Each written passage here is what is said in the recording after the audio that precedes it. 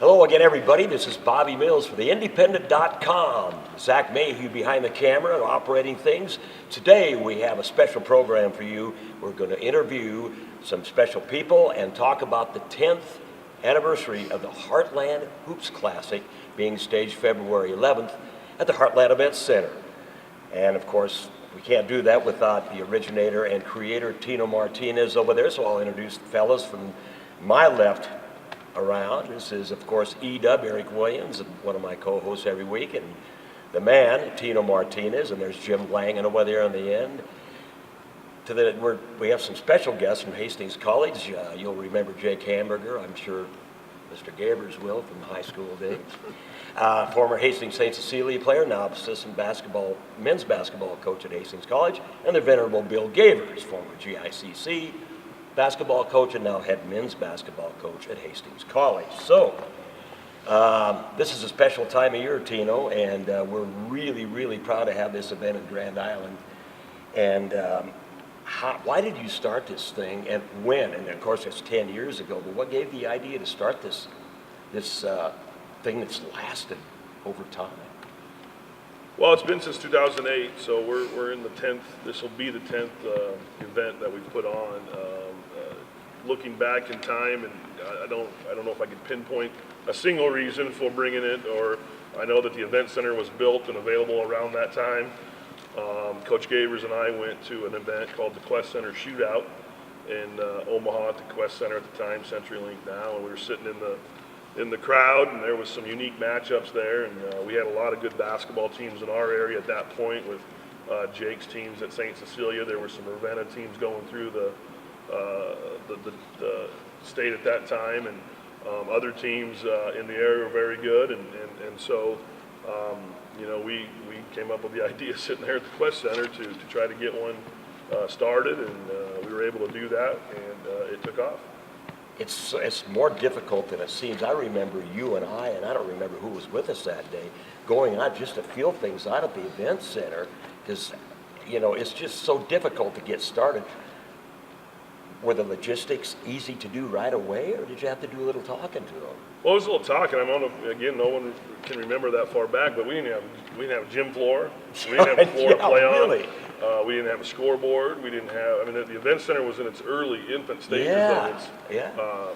It was set up for concerts and things like that, but we were actually taking game contracts before we even had a basketball floor. Tom Dinsdale stepped up and purchased. I think it was a Final Four floor and a scoreboard for us to be able to kick that first one off. So, since that day, how long was it until this thing actually got off the ground? Was it? We had one that next year. We sat there at the Quest Center, and again, we started signing games for that 2008 time frame. Sounds like things were well planned out. Hey, Coach Gabers, I wanted to ask you a question here. You were a part of this since the beginning stages, and what are your thoughts? And remember the first year you played Wahoo, I think it was? Yeah. What were your thoughts going into this? Did you think it'd be as successful as it is now? Well, I thought it'd be successful because, number one, the guy behind it, Tino, puts in a lot of time. Yeah. And, we talk about as coaches how much time we got to put in to prepare for a single game, but having to prepare for an event like that, lining up the building, lining up all the teams. I think probably the day after that thing ends, he's starting to think, if he hasn't already thought about the next year's lineup, and then making phone calls. Think of some of the teams that he's gotten in here. Oak Hill Academy is a national power. They've been here twice. Yeah. They don't just come if you send them an email and say, hey, come play basketball in Grand Island, Nebraska. There's a lot of logistics to be worked out with them, and Coach Smith obviously trusted Tino and had a good relationship with him, because they not only came the first time, I think they lost the first time they were here to Omaha Central, but they came back again, which speaks volumes to how Grand Island treated them, how Tino treated them. Then you got to line up officials, and people have to agree to certain matchups, because the matchups are what makes the whole thing go. The excitement that's created by the matchups. You see Class C1 teams playing B. This year you got Aurora playing Omaha South. So there's intriguing matchups that people want to see, and that only happens with a tremendous amount of work on the organizer, on the background stuff, and And then, of course, I know his wife personally, and I know that she does, your daughter, by the way. Yep. I know she does a lot of work on the background stuff too. So a lot of sweat equity goes into it, and it's great for basketball.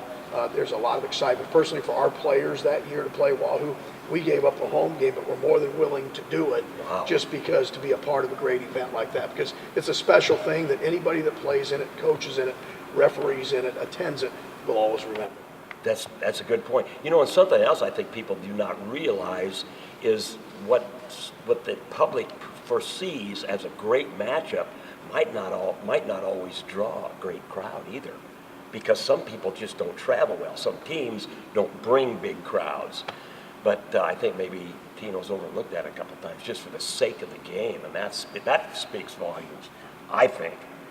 I'm going to ask Mr. Hamburger a question. How did it feel to be a part of that Hoops Classic? Was it a big deal for you guys back then? That was a huge deal because, growing up, we saw Bellevue West play Ravenna. You So, did? Okay. when we were growing up, we wanted to have that big matchup against, a bigger class team. And we had the chance to play Ralston. They had the two Smith brothers at the time. We both played Division I hoops.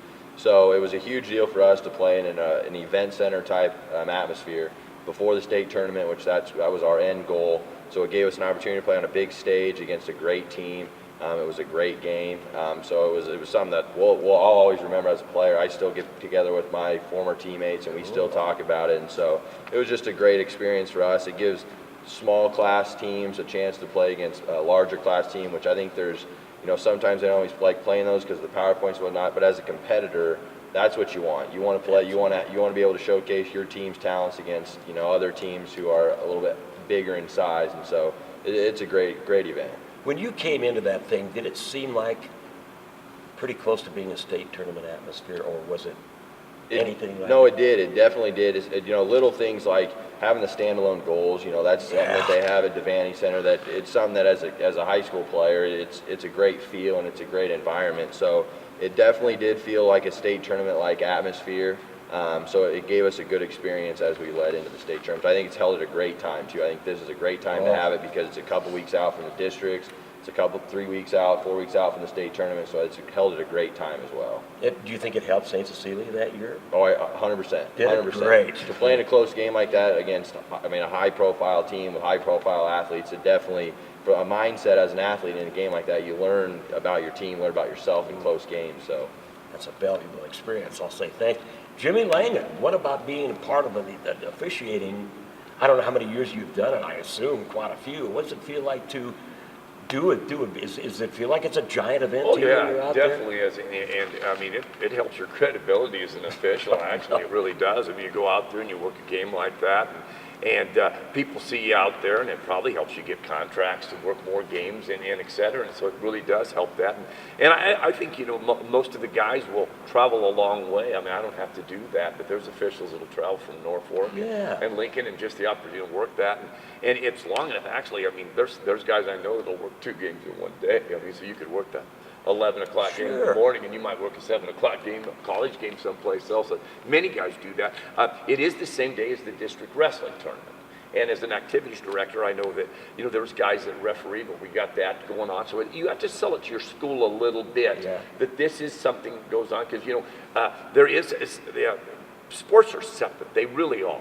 But at times when you're in a smaller school, when the girls going to play? Well, so you try to find them another game sometime up, but it's not going to be at that same venue. But, you just don't, everybody doesn't get to be awarded something. You have to work, and your team has to be pretty good to get in that. And, I guess, I'm trying to say that Tino does a great job looking in advance at a matchup that you think somebody might be pretty good. I know Omaha South has had like 3 or 4 losses here, and we're all kind of going, whoa, we didn't see that coming. But they might get 3 or 4 wins here, and it's still going to be a great game with Aurora. Now, we didn't know Aurora was going to be undefeated. I mean, when you look at that, that's one thing when you're getting that schedule going, you look at it, we thought SCOTUS was going to have a team. You thought Wahoo Newman would have a pretty good team. You thought St. Cecilia was going to have a pretty good team. But you knew they weren't going to win them all because they all played each other. I think that's one of the things, and I think that's one thing really that's been good, is so far we have never really gotten burnt. Maybe just one or two times over that long period of time where you maybe had a team you thought was going to be 17-5, but they had that injury. Look at Creighton University this year. If you'd invited them to come to this classic, in a college deal, and all of a sudden their point guard's out. So sometimes you get a change like that. But as far as the AD part, it's good for your credibility. What I did at our school, I just didn't tell them. I just did it, and that's what this part of our con. It's a game we picked up. We're playing. This is SEM played Wood River one year. Yeah. And we beat them. We beat that. Wood River, so we were a D2 school playing up a C1 school. It was fun to win, and we got PowerPoints, and we were missed by one game of going to the state tournament. We were like 0.04 away from going. Without that game, we wouldn't even be consideration. So, I think those are the things you need to look at. And with Tino, I think it's good that Riverside and schools like that have got to play in it. Yeah. I know in the Fort Kearney Conference, we've had Loomis, we've had Axtell, we've had Overton, we've had SEM. And when they had their good teams and Tino's picked it, and hey, this year maybe we missed out on SEM. They're 12-0. But you just don't know when you're going through it and you get it. But a lot of it has to do, too, the willingness of the activities director to send their teams. And you do have a commitment here, and I'm going to tell you that right now. Sometimes the weather gets kind of bad, and you got to make a decision. And this is pretty much, hey, you got to really make a smart one. So you might have to send them the night before because this is such an important thing. The state tournament's going to go on. I'll bet you find a way to get down there to the state tournament on a Thursday, Friday, or Saturday. You're going to probably find a way to get there. In the NCAA, they usually get those games in. There's circumstances that they might not. But if you're going to do that, that seems pretty important. I think everybody's obliged by that. Wouldn't you say that's true, Tino? We'll put people up in a motel if we need to. Yeah, definitely. There was one year where there was blizzard, and I remember Weeping Water was playing somebody. They came in the day before to avoid the travel during the and then Burwell was in it all as well, and their AD or their superintendent called and said, we're sending them down a day ahead of time. And so people have made the commitment, and again, it wouldn't be exact, but very similar to a state tournament having to go off. We have to have the event, and minus a 2-footer of snow dropping, that it's going to happen. But one thing with Eric, I think, Eric, I've seen you sitting in that front row probably all 10 years for the whole day. And from a fan's perspective, maybe you can... I think that's a great thing is you can get in there at 9 o'clock in the morning and you can sit there all day long and watch some great basketball. You guys talked about the matchups, and that's what fans want to see. And I got to think, a guy like Coach Gavers now, some of the college coaches, it's a great spot to recruit too, because you can come in and watch some pretty good talent. I remember Doc Sadler, I think there was one year that Kansas and Nebraska were playing an afternoon game, and then he was there that night for the Shattering game, I think it was. So it's just a great venue to have it. It's centrally located, and it's good for not only the fans, but I think coaches too, college coaches coming in for that too. Well, I think that's a great point because we actually are in Yankton this year, and we are discussing leaving our 2 assistants behind to recruit because there's so many seniors, juniors, sophomores that you want to start recruiting. You see so many basketball people at this thing. So Doug Rader and I may go to Yankton, coach the Mount Marty game. Coach Hamburger, Coach Barrett may stay behind and recruit because it's just a great opportunity. Like you said, everybody's in one place, and you can do some really good recruiting. And there probably won't be a ton of people there because everybody plays. Like our whole league plays at 4 o'clock that day. So we're making a decision to possibly send 2 assistant coaches to that rather than to our game. Great idea. Hey, what's the best memory you have as far as, it's a tough question right now, as far what stands out in your mind the most of all the games you've ever seen?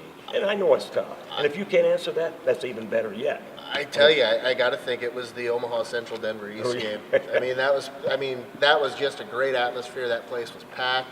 And it was a great basketball matchup too. And Omaha Central came out with the win. So I would say that was probably my favorite memory out of that. I think the first time Oak Hill came in was mine. I was just awed by these athletic people, but the in-state talent has fared very well against that team.